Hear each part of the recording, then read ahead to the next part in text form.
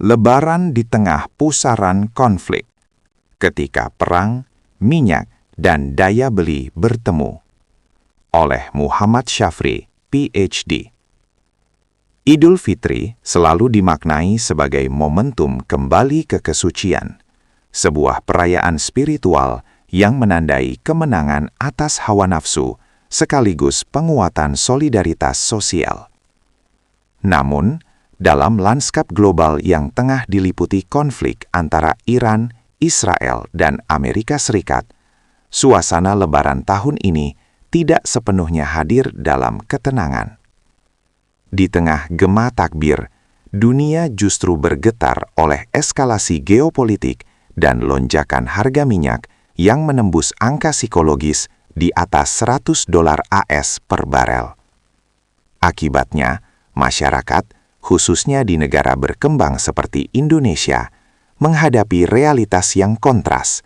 Keinginan merayakan kemenangan spiritual berbenturan dengan tekanan ekonomi yang semakin nyata. Kenaikan harga minyak bukan sekedar fenomena pasar, melainkan refleksi dari dinamika kekuasaan global. Dalam perspektif ekonomi politik, konflik di Timur Tengah kerap kali berkorelasi langsung dengan fluktuasi energi dunia. Michael T. Clare, 2001, dalam Resource Wars, menjelaskan bahwa perebutan sumber daya strategis seperti minyak sering menjadi pemicu utama konflik modern. Ketika ketegangan meningkat di kawasan produsen utama, pasar merespons dengan lonjakan harga akibat kekhawatiran terganggunya pasokan. Selat Hormuz, misalnya, menjadi jalur vital distribusi energi global. Setiap ancaman di kawasan ini segera berdampak pada harga minyak dunia. Tidak kurang dari $2 miliar per hari nilai transaksi di Selat Hormuz ini. Dengan demikian, perang bukan hanya soal wilayah atau ideologi, tetapi juga soal kontrol atas sumber daya yang menopang ekonomi global.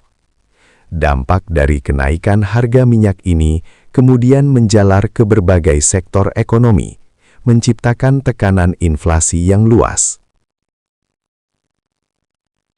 John Maynard Keynes, 1936, dalam The General Theory of Employment, Interest and Money, menekankan bahwa ketidakpastian ekonomi dapat menurunkan konsumsi dan memperlemah permintaan agregat. Dalam konteks Lebaran, yang biasanya identik dengan peningkatan konsumsi rumah tangga, tekanan harga justru menghambat daya beli masyarakat. Harga transportasi meningkat, bahan pokok ikut terdorong naik, dan biaya hidup secara keseluruhan menjadi lebih mahal. Akibatnya, makna Lebaran sebagai momen kebahagiaan kolektif perlahan tereduksi oleh kecemasan ekonomi yang dirasakan oleh banyak keluarga. Lebih jauh, kondisi ini mencerminkan apa yang dikritik Karl Marx 1867 dalam Das Kapital sebagai konsekuensi dari sistem kapitalisme global di mana krisis seringkali menjadi beban kelas pekerja.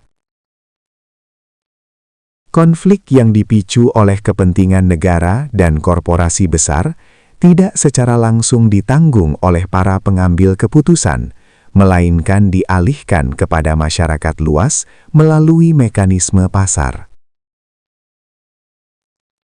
Harga energi yang meningkat menjadi contoh nyata bagaimana biaya konflik ditransfer kepada rakyat dalam bentuk inflasi dan penurunan kesejahteraan.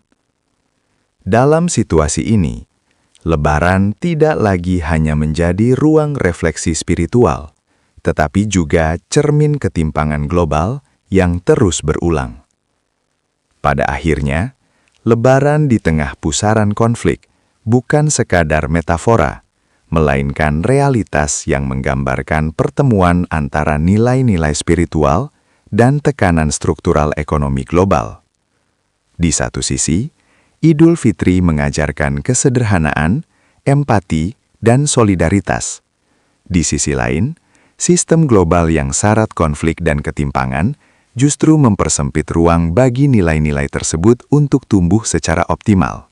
Oleh karena itu, refleksi Lebaran tahun ini seharusnya tidak berhenti pada dimensi personal, tetapi juga meluas pada kesadaran kolektif tentang pentingnya menciptakan tatanan dunia yang lebih adil, di mana perdamaian tidak hanya menjadi slogan, dan kesejahteraan tidak terus-menerus dikorbankan oleh kepentingan geopolitik.